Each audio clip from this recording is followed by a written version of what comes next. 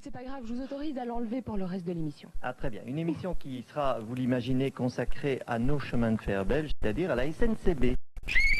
C'est parti, en voiture pour le sommaire.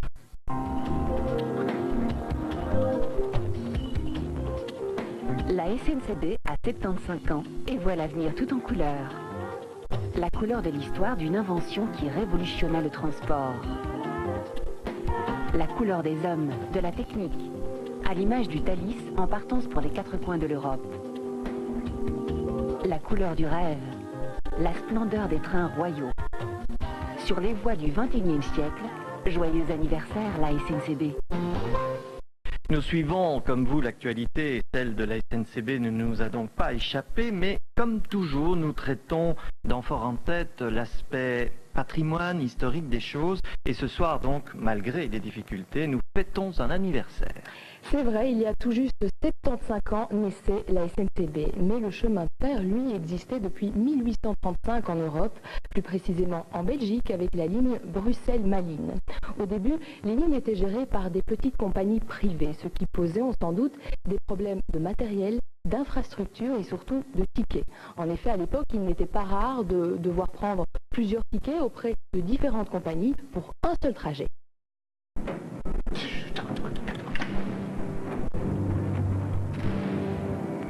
Le réseau naît en fait avec l'ouverture de la première ligne entre Bruxelles et Malines qui sera ouverte au public le 5 mai 1835. Et en quelque sorte, on peut déjà dire que les chemins de fer en Belgique ont 175 ans parce que les premiers plans datent déjà de 1826. Au XIXe siècle, il y a d'abord la construction des lignes privées donc, qui vont se regrouper dans des grands ensembles. Il y a des réseaux du Grand Central belge, l'Est belge, l'Entre-Sambre et Meuse. Il y a une des dernières sociétés qui va continuer jusqu'après la Deuxième Guerre mondiale, c'est le Nord belge, mais aussi des petites lignes d'Anvers à Gand, d'Elière à Turnhout. Le premier matériel portait l'empreinte anglaise, mais les industries belges ont copié ce modèle et très vite étaient devenues expertes en la matière. Et c'est le savoir-faire que les Belges ont exporté dans le monde entier, avec des exemples très notables, les chemins de fer en Chine et aussi les chemins de fer au Congo belge. Après la Première Guerre mondiale, on constate l'ampleur des dégâts, des destructions, aussi des pertes de vie humaine. Il y a à peu près 2000 cheminots qui laisseront leur vie. Et donc il faut d'abord songer à reconstruire tout le réseau avant qu'on recommence à penser sur un nouveau statut. Ce nouveau statut va voir le jour avec la création de la SNCB en 1926. La nouvelle société va émettre des actions. Et le public belge va souscrire pour un montant incroyable de l'époque de 5 milliards de francs belges. Mais l'État garde la majorité des voix aux assemblées générales et donc le pouvoir sur la société. La Deuxième Guerre mondiale, on constate de nouveau l'ampleur des dégâts. D'une part, il y a l'infrastructure qui a subi de forts dommages et d'autre part, il y a le matériel qui est éparpillé partout dans l'Europe. Donc les premières années après la guerre, c'est la reconstruction, mais en même temps, c'est la modernisation. C'est-à-dire on se lance résolument dans l'électrification du réseau et au même moment, c'est la reprise énergique des travaux de la jonction Nord-Midi qui sera ouvert au public le 4 octobre 1852. La modernisation dans les années 50 et les années 60 va faire en sorte que la période vapeur va se clôturer et les derniers convois avec une locomotive vapeur roulera le 29 décembre 1866 sur le trajet d'Ath à Denderleeuw. Et c'est le congé définitif du vapeur. C'est au même moment en fait que la société commence à sentir quelques difficultés dans le sens que le public sera de plus en plus tenté de prendre la voiture particulière et que d'autre part, le transport de marchandises est en perte de vitesse vu que les gros clients des chemins de fer à l'époque, l'industrie classique, est en perte de vitesse elle-même. Dans les années 70, d'abord, on souhaite que la société participe activement à la lutte contre le chômage qui résulte des chocs pétroliers de l'époque, en augmentant ses effectifs. et en offrant un service public entier.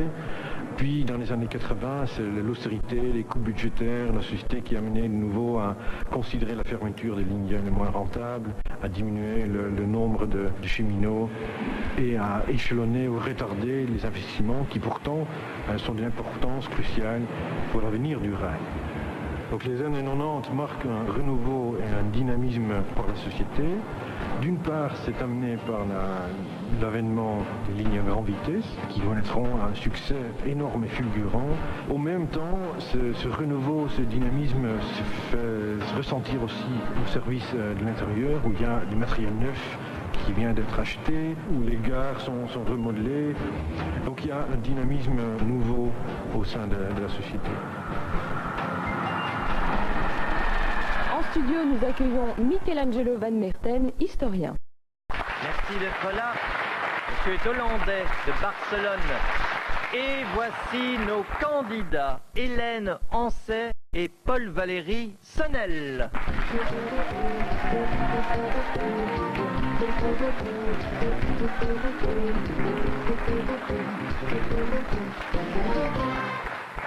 Bonsoir à tous les deux. Alors pour affronter Paul Valéry cette semaine, Hélène qui nous arrive tout droit de Petit Rechin, qui se trouve près de Verviers. Près de Verviers. Alors Hélène, que faites-vous dans la vie? Moi je suis pré-retraitée, j'ai été employée à Belgacom. Et vous vous occupiez de quoi précisément? Du service logistique, plus précisément l'approvisionnement téléboutique du matériel de mobilophonie. Ah déjà. Vous avez des enfants? Oui, j'ai un fils de 27 ans. Pas de petits-enfants encore? Non, pas encore. Alors Hélène, première semaine de participation pour vous. Vous jouez donc pour 1 250 €, une somme que vous pourrez peut-être doubler si vous gagnez, si vous revenez la semaine prochaine. Oui, on encourage Hélène et aussi Paul Valéry. Alors, bonsoir, vous voici pour une 3e semaine. On rappelle rapidement que vous êtes inspecteur principal à la TVA de Tournai.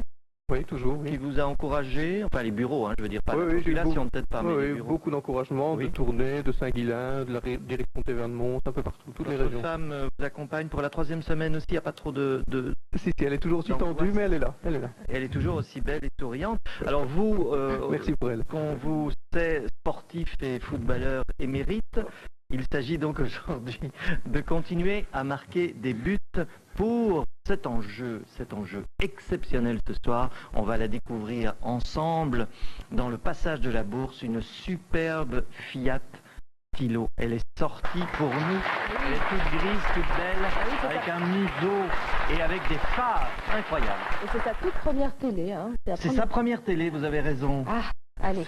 Et sa première surprise partie peut-être tout à l'heure. Voici les mots cachés. 80 points pour celui ou celle qui découvre les 8 mots de la grille, mais évidemment vous pouvez vous les partager, ça va de soi. 070 344 346, c'est toujours le numéro qu'il faut former si vous désirez vous amuser avec nous, jouer pour remporter 75 €, 3025 francs offerts par Fortis Bank. Oh oui, jouez avec nous. Attention, 1 minute, top chrono. Oui. Concession, c'est une bonne réponse. Oui. Péage. Exact. Oui. Réseau. Oui. Maline. Vous poussez et vous me dites éléphant. Vous poussez et vous me dites éléphant, oui. Il reste 3 mots. Compagnie. Oui. Compagnie, oui. Il reste 2 mots.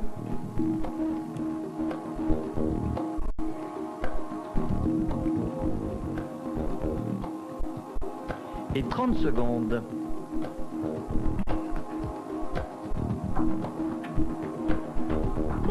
Flèche. Flèche, en effet. Un tout dernier mot. Oui. Non.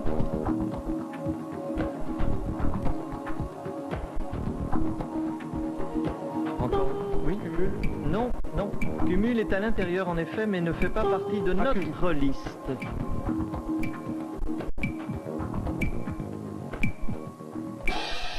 Alors ce dernier mot? Pas de mots au téléphone. Pas de mots au téléphone.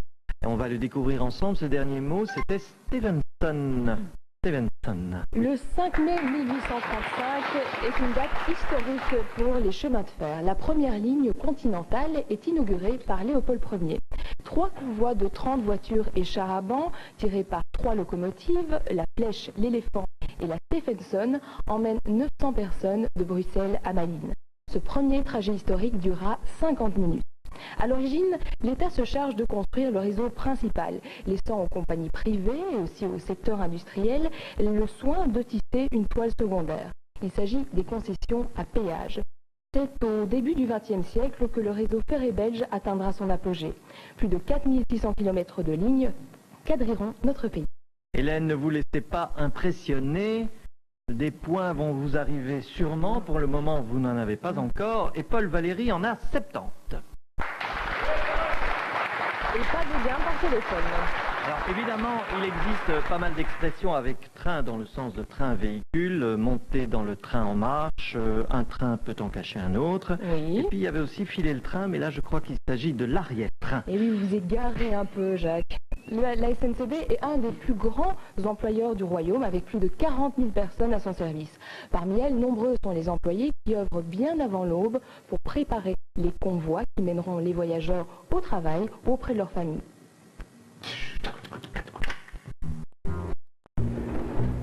4h30, départ des premiers trains. Celui qui part pour Anvers a subi des vérifications pendant la nuit. Mais laissons-le raconter son histoire.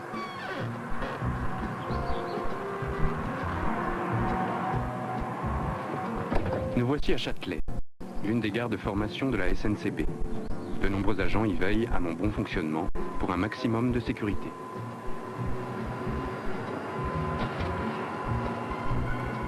« 5h25. Quelques dernières vérifications. Bonjour chef. Salut collègue. Comment vas-tu? Ça va bien et toi? Ça va. On peut laisser quand tu es prête. D'accord, on y va. Bah, c'est parti pour moi. Et pour conclure, essai de frein.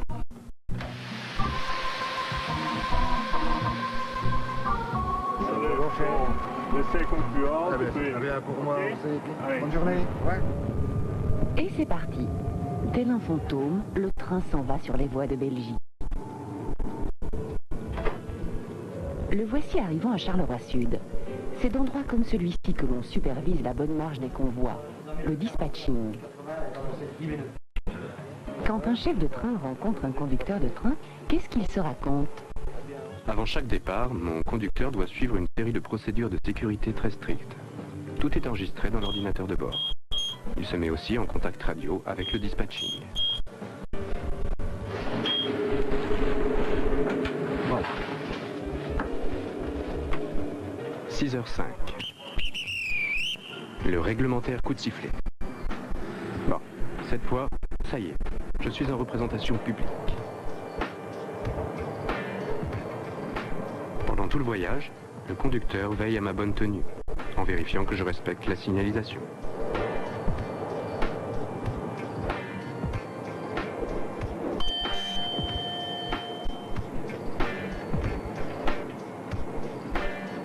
« 6h52, tout se passe bien. Je fais mon entrée en gare de Bruxelles midi. Et j'en repars 2 minutes plus tard. Mesdames et messieurs, mesdames, à destination d'Anvers Central. Ce train fera arrêt à Vilvoorde, Malines, Anvers-Bergen et Anvers Central Gare Terminus. Le personnel du train est là pour vérifier vos titres de transport, mais aussi pour relever d'éventuelles anomalies. Pendant le voyage, le chef de train entre de nouvelles données dans l'ordinateur. Toute la mémoire du convoi. 7h44. Tout va bien. Me voici déjà dans la métropole anversoise.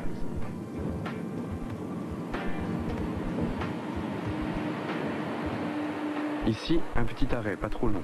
Juste le temps pour mon conducteur d'aller s'installer dans mon autre poste de pilotage.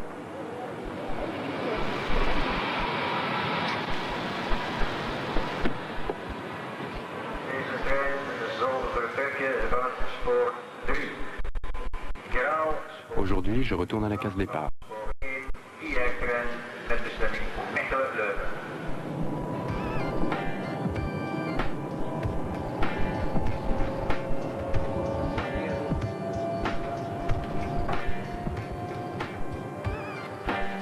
Arrivé à Charleroi, le convoi est scindé. Une partie continue le train-train quotidien, l'autre repart vers Châtelet.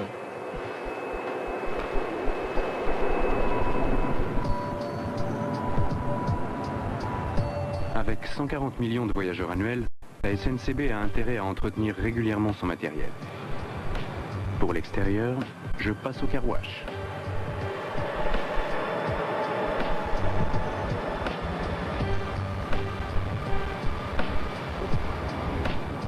Tandis que pour l'intérieur, toute une escadre d'hommes est nécessaire.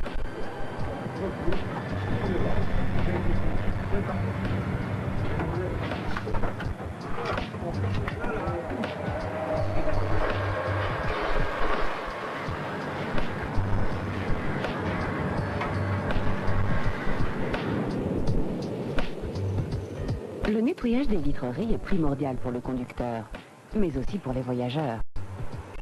Après son bain, le train repassera de nouvelles vérifications techniques et reprendra la route. Sa journée n'est pas terminée. Et avec nous, ça nous fait plaisir, Monsieur Jean Brismet, conducteur de train. Et Madame, merci de nous avoir rejoints. Nous avons, pour les candidats et surtout pour des téléspectateurs, 20 rail pass première classe et non nominatif, 10 voyages simples entre deux gares belges, en dehors des heures de pointe. Et c'est valable jusqu'au 30 avril. Nous en avons un pour vous, bien sûr, pour chacun de vous. C'est l'heure de notre rendez-vous Télémoustique. Le voici, le voilà. Vous allez en découvrir la couverture. Un rendez-vous qui permet à nos téléspectateurs de jouer en collaboration avec le magazine, dans lequel vous trouverez les 2 questions qui vous sont posées en fin d'émission au 0900 27 027. Nous allons le remettre, mais c'est peut-être l'occasion de dire oui. qu'on a été ému aussi, comme tout le monde. Évidemment, comme tout le monde, on souhaite beaucoup de bonnes choses à notre nouvelle petite princesse. Qui est bien belge, bien oui. belge et bien belle d'ailleurs, je trouve. Voici un exemplaire de Télémoustique. À gagner avec ce jeu, 5 bons de 100 € à valoir sur les activités touristiques proposées par l'Office de promotion du tourisme Wallonie-Bruxelles. Vous le savez, à la page 130 du télétexte, vous pouvez trouver toutes les explications sur cet Office du tourisme Wallonie-Bruxelles. Passons maintenant au jeu de l'image mystère. Oui, alors ce soir, un personnage et un objet à découvrir, 10 points par bonne réponse, 25 points par bonne image. Et les téléspectateurs peuvent jouer avec nous au 070 344 346 pour gagner 40 € par image découverte. En voiture pour 60 secondes, comme vous disiez tout à l'heure. Top chrono. En Belgique, quel est l'écartement des voies de chemin de fer? Oui. 1,435 m. Exactement, Hélène. Avez-vous une idée? Angers. Non. Quel nom porte le wagon qui suit une locomotive à vapeur et qui... Oui. Voiture. Non, et qui contient le combustible nécessaire à son fonctionnement, Hélène? Le Tandère. Le Tandère. Bonne réponse. Je vous écoute. De Theux. Non. En quelle année apparaissent en Belgique pour la première fois les abonnements pour ouvriers? 1869. Exact, Hélène. Un objet, un personnage, je vous écoute. Mazoué. Non. La toute première gare du Midi à Bruxelles était située sur l'actuelle... Place Roupe, elle portait à l'époque un autre nom, lequel? Quartier des Station des Beaugards. Mais oui, alors vous pensez... Je vais peut-être un peu changer, je vais dire la Pieuvre. Non, ce n'est pas la Pieuvre. En quelle année apparaît le B, actuel logo de la SNCB? Oui, Hélène. 1938. En effet. Allez, très vite. C'est trop tard. On continue. En quelle année le plan ICIR de la SNCB? Oui. 1984. Exact, a été mis en place. Le Belge. Le Belge, c'est une bonne réponse. La locomotive Le Belge. Avez-vous une idée du personnage cette fois? Jean-Baptiste Mazoué. Non. On continue. Comment se nomme le système de suspension qui consiste à soutenir le fil électrique? Oui. Bogie. Non, le fil Le électrique. caténaire. Oui, la caténaire. La caténaire. Vous pensez à quelqu'un? Non, je ne vois pas. On continue. En 1989, la SNCB programme la modernisation du réseau intérieur belge. Quel nom porte ce... Par 21. Oui, ce plan, bien sûr. Quel Vers Coqueril. Non plus. On continue. Quel nom porte l'association située à Mariembourg qui met en valeur la traction à vapeur? Oui. Le chemin de fer des Trois-Vallées. Exact. George Stephenson. Non. On continue. En quelle année les premiers Thalys sont-ils circulés? 1996. En Belgique, bonne réponse. Vous pensez à quel personnage? Charles Rougier. Non plus, on continue. L'appareil se trouvant sur le toit d'une motrice électrique et qui transmet le courant au moteur s'appelle le pantographe. Comment s'appelle le chariot à 2 essieux sur lequel est articulé le châssis? Bogie. Oui, là c'est la bonne réponse. Encore un personnage à découvrir. Quel terme désigne le transport sur wagon de véhicules routiers chargés? Le ferroutage. Quel nom porte l'épais morceau de bois mis en travers de la... Oui, La bille. la bille, c'est une bonne réponse. Non. Et enfin, dernière question. Quelle fut en Belgique la première ligne à être électrifiée en 1935? Oui. Bruxelles-Anvers. Exact. Alors une dernière chance de découvrir ce personnage mystérieux. Ancel. Et non. Un téléspectateur l'a-t-il Oui, par trouvé? téléphone, Oui. nous avons Marcel qui nous appelle de Verbier. Bonsoir Marcel. Bonsoir. C'est près de Petit Rechin, ça. Aussi, c'est vrai. Ah oui, Dites, est-ce que vous avez une proposition à nous faire? oui, c'était Francky. Émile Franqui. C'est une bonne réponse. Retour à 1835 alors. Et oui, c'est en décembre 1835 que les ateliers Cockerill fournissent à l'État leur première locomotive appelée le Belge. C'est la 6e locomotive achetée par la Belgique. Les 5 premières avaient été fabriquées par les ateliers anglais des Stephenson. Un peu plus tard, en 1926, Émile Franqui, ministre des Finances, est chargé de juguler la crise des chemins de fer belges. Il se lance dans une grande réforme qui aboutira à la création de la SNCB. Alors l'État reste propriétaire du réseau ferré national, mais il en confie l'exploitation pour 75 ans à une entreprise de droit public, la SNCB. Son capital est de 11 milliards de francs belges. Hélène, 60 points. Paul Valéry, 165 points. Et 2 gagnants par téléphone, Fabienne de Herzo et Marcel de Verviers qui remportent tous deux 40 euros. Alors, la gare désignait, avant l'arrivée du chemin de fer, une portion de fleuve où les navires pouvaient se croiser. Et au début de l'histoire des chemins de fer, ça désigna aussi cette double voie où les trains pouvaient se croiser. Et c'est ensuite seulement qu'on appela du même nom les bâtiments qui entouraient. Eh bien, c'est vrai que ce sont les voyageurs qui en profitent maintenant. Le patrimoine de la SNCB se compose de gares aussi différentes qu'impressionnantes. À côté des bâtiments anciens, comme Anvers Central, véritable cathédrale du chemin de fer, on assiste à la reconstruction, mais aussi à la rénovation de gares qui seront bientôt les nouvelles merveilles du chemin de fer.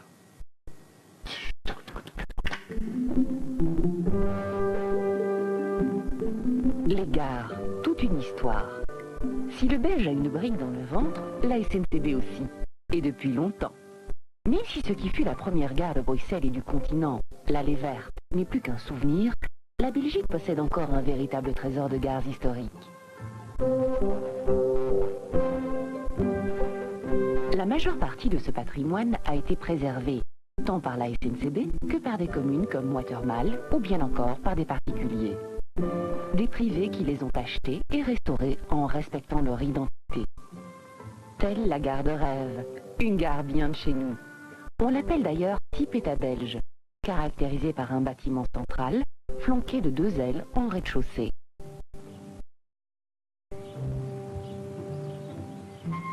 Durant des décennies, les styles les plus divers ont été employés dans la construction de ces véritables cartes de visite des villes. En certains lieux, l'architecture des gares de marchandises ou de voyageurs glorifiait l'industrie locale, comme celle de la laine à Verviers.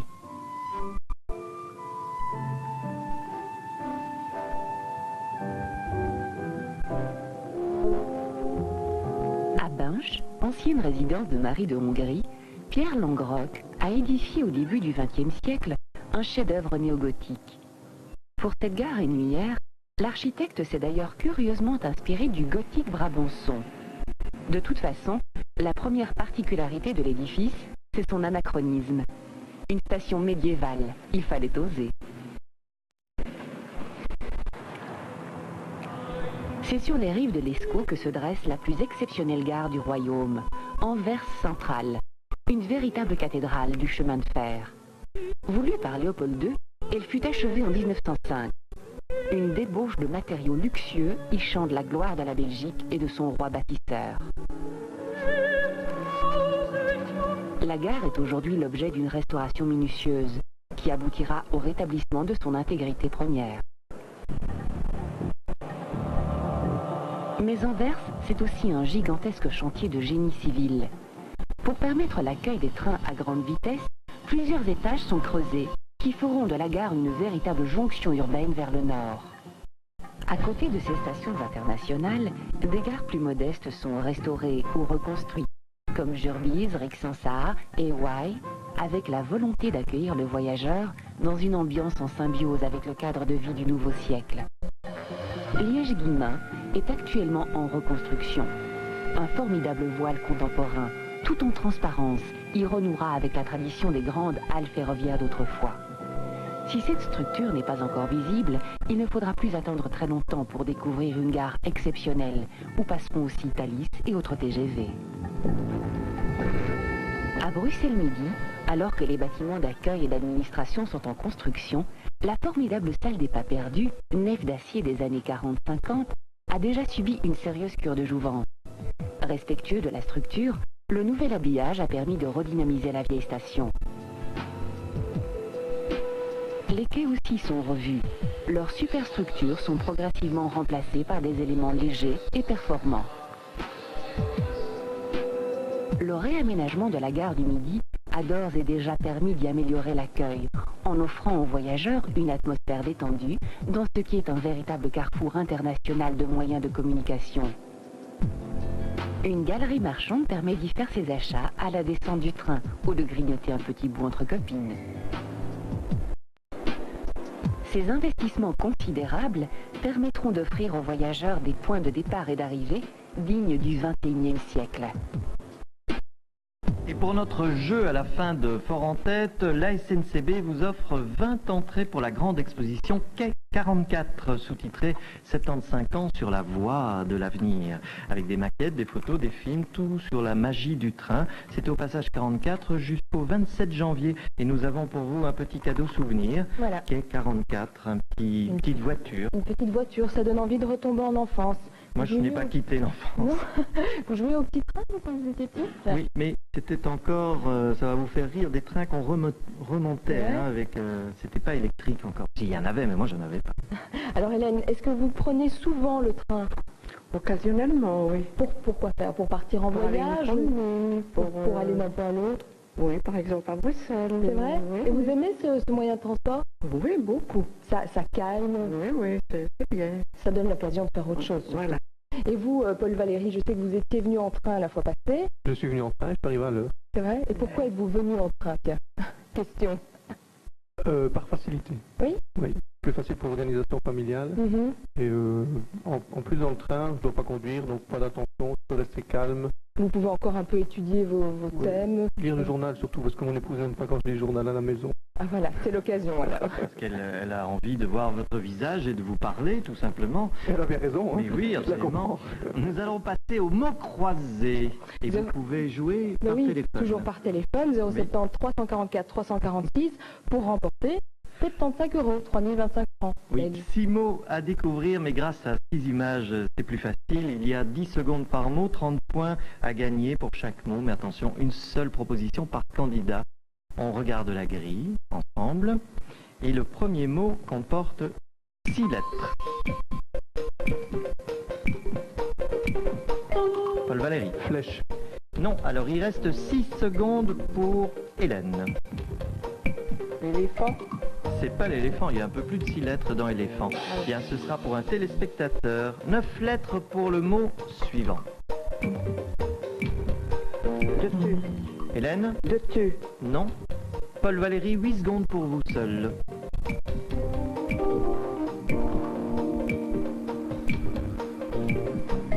Ce sera trop tard, ce sera également pour un téléspectateur. 12 lettres pour le mot suivant. 12. Oui, Nagelmaker. exact, c'est bien Nagel Makers, Georges. 5 lettres pour le quatrième mot. Oui, Mazoui. non. Hélène, 9 secondes pour vous.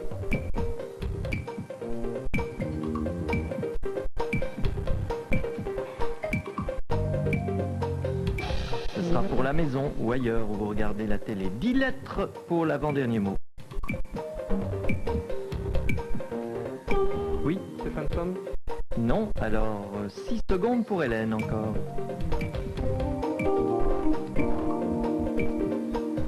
Il ne peut rien en faire. 7 lettres pour le dernier mot cette fois.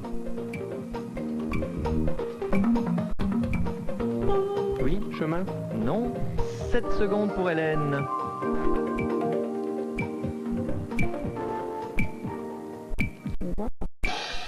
Bien, alors un mot seulement a été découvert sur les 6. En avons-nous au téléphone? On va aller voir. Oui. Nous avons une téléspectateur ou une téléspectatrice même, ou un téléspectateur en ligne. Bonsoir Marcel. Vous avez trouvé 2 mots, je pense. Oui, Roquette Roquette et Delvaux. et Delvaux. Le dernier, ben oui, c'était un tableau de Delvaux.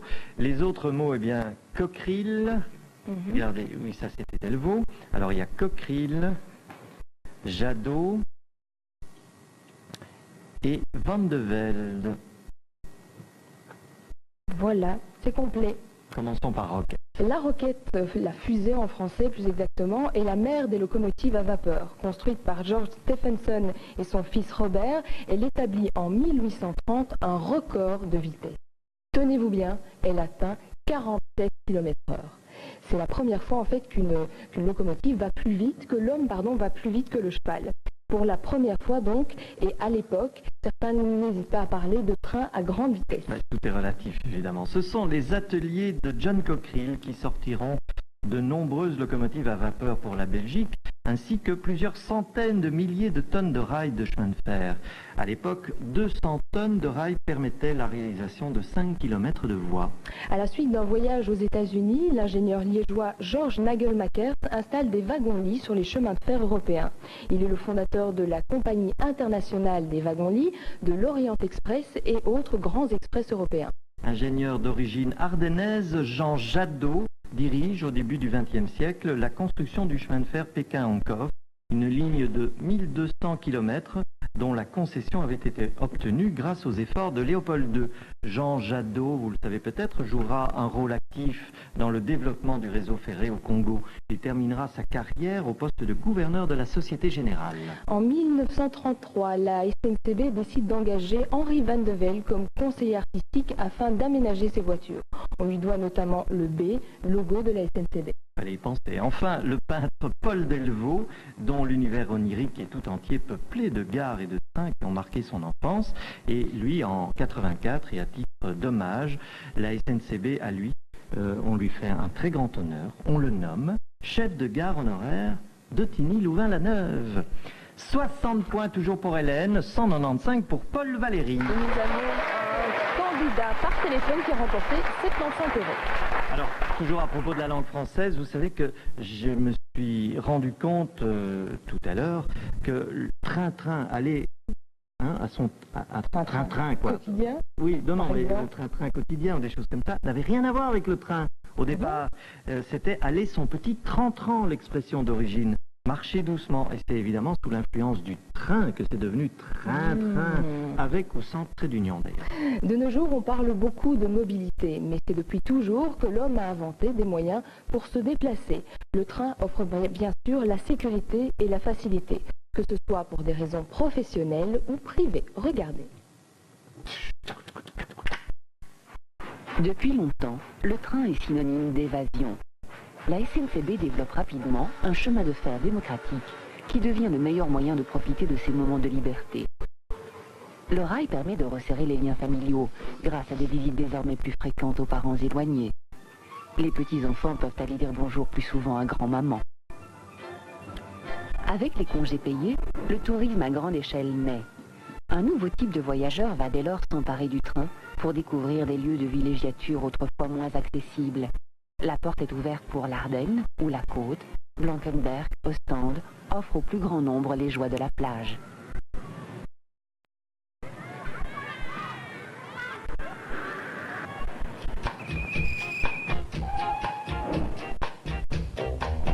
Avec les années d'après-guerre, c'est l'explosion de la société de consommation. Face à l'avion et à la concurrence de l'automobile, le rail se doit de développer des formules originales et attractives. C'est ainsi que la SNCB est la première à mettre sur rail des trains autocouchettes. C'est une nouvelle manière de faire du tourisme. Désormais, le train permet de partir tranquillement en vacances, accompagné de sa voiture, pour des destinations de plus en plus diversifiées. Pourquoi pas la Méditerranée ?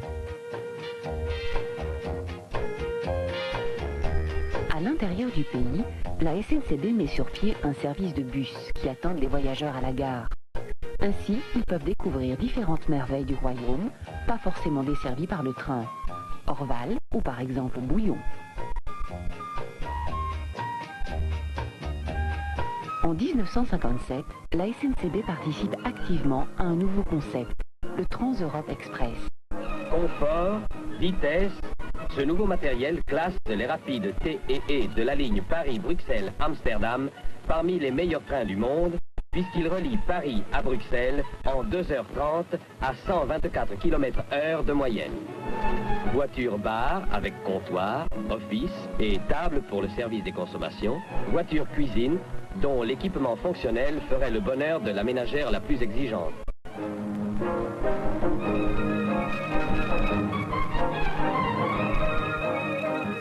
Continuellement, de nouvelles idées voient le jour. En 1975, la SNCB lance la formule train plus vélo.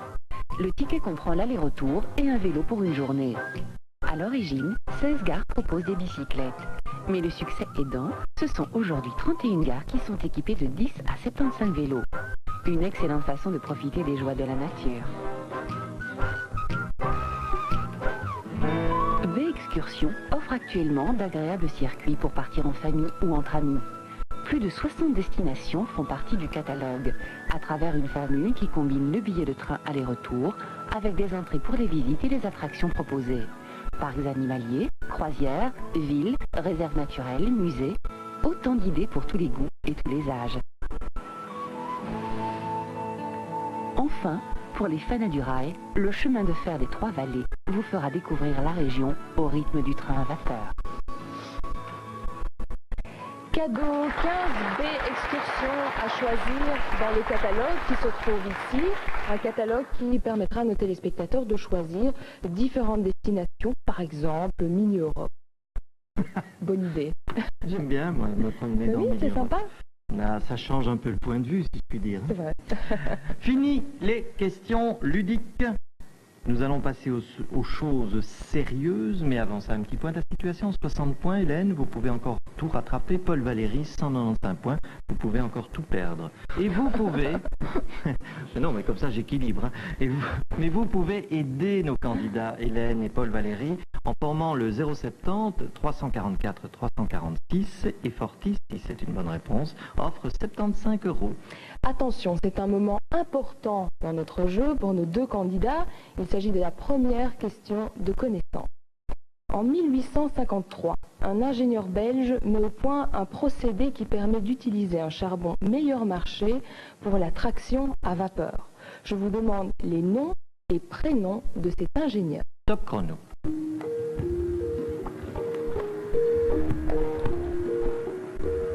Paul Valéry, vous encodez une réponse de mémoire pour 100 points. N'oubliez pas de valider quand vous pensez que c'est la bonne réponse pour vous. Il reste 45 secondes, Hélène, et vous hésitez à ouvrir la documentation. Vous réfléchissez.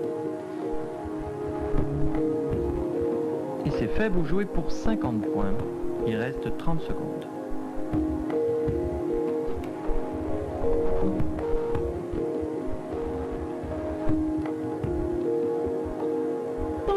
Une réponse à 100 points validée du côté de Paul Valéry.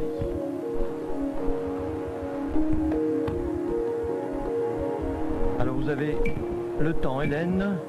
Vous commencez à encoder une réponse et on vous laisse aller jusqu'au bout de votre encodage. Pas facile d'ailleurs hein, d'encoder correctement.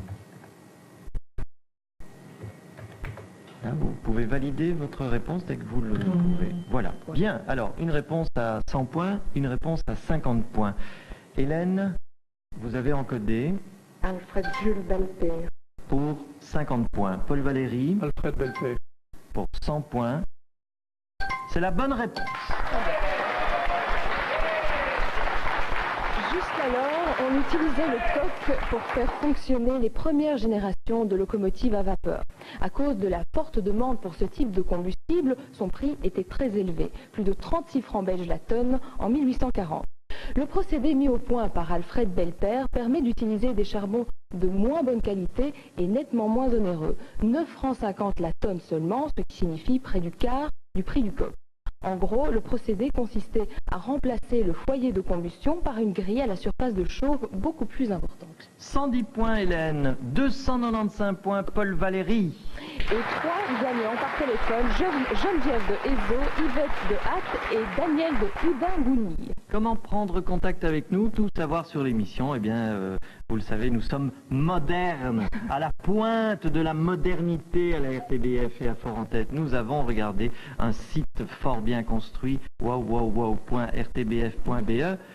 pantoufle /télévision, et puis vous trouvez Fort-en-Tête et vous avez par exemple la photo de Barbara ou autre chose. Ou celle de Jacques, par exemple. Non, mais enfin, il y a aussi des renseignements plus précis sur ce qu'on peut faire, le prolongement de Fort-en-Tête. Dès l'installation du chemin de fer sur le territoire belge, la famille royale prend l'habitude d'utiliser ce moyen de transport. Léopold II peut ainsi se rendre sur la Côte d'Azur, qu'il affectionne tout particulièrement. Naturellement, pour les déplacements du roi et de sa suite, on aménage des voitures prestigieuses dont certaines sont encore conservées et entretenues par la SNCB. Le train a fait rêver beaucoup d'entre nous parce que celui-ci peuple nos rêves d'évasion depuis maintenant plus de 150 ans.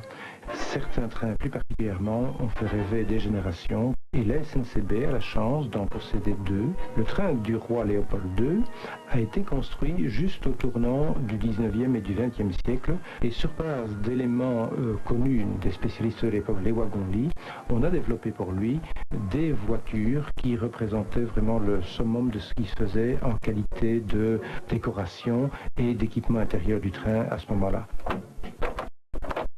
Voiture salon, voiture salle à manger, avec des décorations tout à fait prestigieuses pour l'époque, comme des plafonds peints, beaucoup de recours à l'acajou, à des lustres vénitiens, à des garnitures de chauffage en bronze doré et bien d'autres éléments tout à fait particuliers qui rehaussent le confort et le prestige de ces trains. Le train du roi Léopold II sera également utilisé par le roi Albert Ier, qui va y apposer sa marque. Cela se constate à travers la grande salle à manger, où on voit en haut des chaises la marque A d'Albert Ier. Le train va être déclassé dans les années 30 parce qu'en matière de sécurité, on a fait des progrès substantiels et on n'utilise plus du tout les trains en bois. La SNCB décide alors de faire construire un nouveau train. Le train du roi Léopold III et du roi Baudouin Ier est essentiellement composé de 3 voitures. Une voiture salon de réception dans laquelle nous nous trouvons, et également une voiture salle à manger et une voiture chambre à coucher. La décoration de ce train est fort différente dans la mesure où elle fait appel à toute une série de matériaux dont la Belgique dispose, mais également sa colonie, essentiellement le Congo. Ce train sera en quelque sorte une vitrine du savoir-faire de nos artisans, bien sûr ceux du chemin de fer qui ont construit ce train aux ateliers de Malines, mais également de nos artistes, par exemple une tapisserie qui représente une scène de chasse.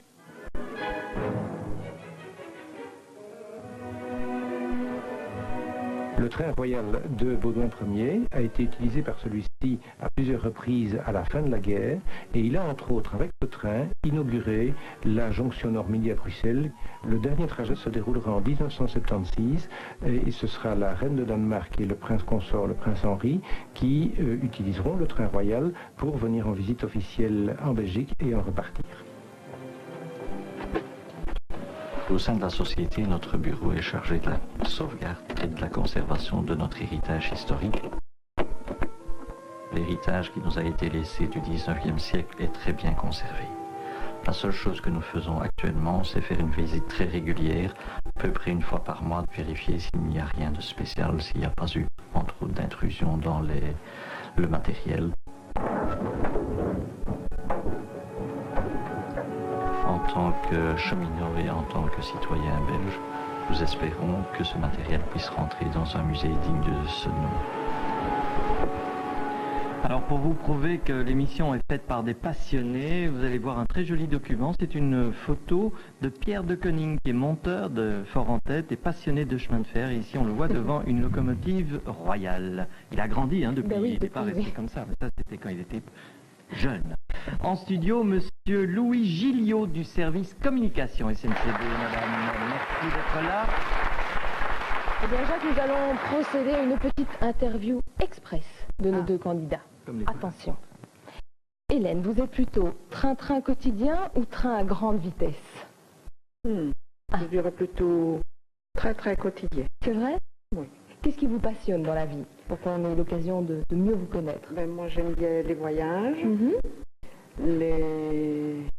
le jardinage un peu, et un peu la marche. Et quoi, les voyages dans la Belgique ou à l'extérieur? Dans la Belgique et à l'extérieur. Je pensais que vous alliez dire les voyages dans le jardin. Non, on peut. Non, mais c'est possible. Pourquoi pas? Et qu'est-ce qui ne vous passionne pas du tout? Le sport, par exemple. Pratiquer du sport. Rien du tout. Pas du tout. Ça ne vous dit rien. Ni de loin, pas de ni de marche. près. Un tout petit peu. Et vous, Paul Valéry, qu'est-ce qui vous passionne dans la vie? J'aime bien le sport. Ah, bon, chacun son truc. Et j'aime bien surtout être en famille avec mes enfants, mon épouse. Et vous êtes plutôt train-train quotidien ou train à grande vitesse, vous? À votre avis? Je dirais train-train quotidien. Bien sûr. Disons que je suis assez speedé en général quand je travaille ou quand j'aime pas aller lentement. Voilà. J'aime bien aller très vite. Sinon, j'aime bien, quand je suis en congé, prendre mon temps. Je vais rassurer un peu tout le monde. Mais sinon, oui, j'aime bien tout ce qui est voyage également. J'aime beaucoup les vacances. Alors, on sait ce que vous aimez maintenant après 3 semaines, mais qu'est-ce que vous n'aimez pas pour changer? Qu'est-ce que je n'aime pas? Ce qui ne vous passionne pas du tout.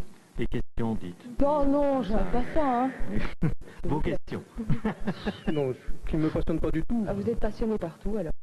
Je ne veux pas dire ça, non, j'aime bien beaucoup de choses, mais j'aime bien m'intéresser un peu à tout, mais qui ne me passionne pas du tout. Donc j'ai difficile à dire. Joker. Voilà. Seconde question de connaissance, ça va vous passionner. En 2002, le TGV atteindra Liège. Pour l'accueillir, une gare des Guillemins flambant neuve. Je vous demande les noms et prénoms de l'architecte choisi pour réaliser ce projet. Top chrono. Qui est l'architecte de la nouvelle gare des Guillemins? Autrement dit, nom et prénom.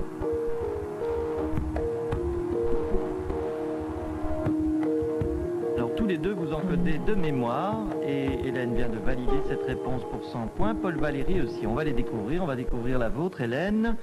Vous avez donc encodé Santiago Calatrava. En effet. Et Paul Valéry? Santiago Calatrava. Est-ce la bonne réponse? Oui! Bravo! C'est la bonne réponse. Pas d'origine exotique? Mais pas vraiment. D'origine hispano-suisse, Santiago Calatrava, choisi à la suite d'un concours international d'architecture, a déjà conçu les gares de Zurich, Lyon-Satelas et Lisbonne. De conception révolutionnaire, la future gare des Guillemins aura la forme d'un monumental dôme de verre et d'acier qui enjambera les voies. Au niveau de l'infrastructure, 5 quais accueilleront les futures rames du TGV. Enfin, grâce à l'accès côté colline de Cointe, le nouveau terminal disposera d'un atout unique en Europe, une liaison directe avec le réseau autoroutier. 210 points pour Hélène, 395 pour Paul Valéry. Et nous avions 2 bonnes réponses par téléphone, Daniel de Flemal et Léa de Finistère. TGV, on le sait, veut dire train à grande vitesse, mais je ne sais pas si vous savez que Thalys est un néologisme, donc ça a été inventé de toutes pièces, ça fait un peu comme ça mythologie, c'est un très joli nom, mais il a été inventé pour ce train rapide. C'est vrai que c'est un mot qui n'existait pas et qui maintenant rend service à beaucoup de voyageurs. La SNCB continue d'ailleurs à investir pour répondre aux défis du nouveau millénaire en matière de mobilité. Elle participe activement au développement des moyens de transport de l'avenir, les trains à grande vitesse.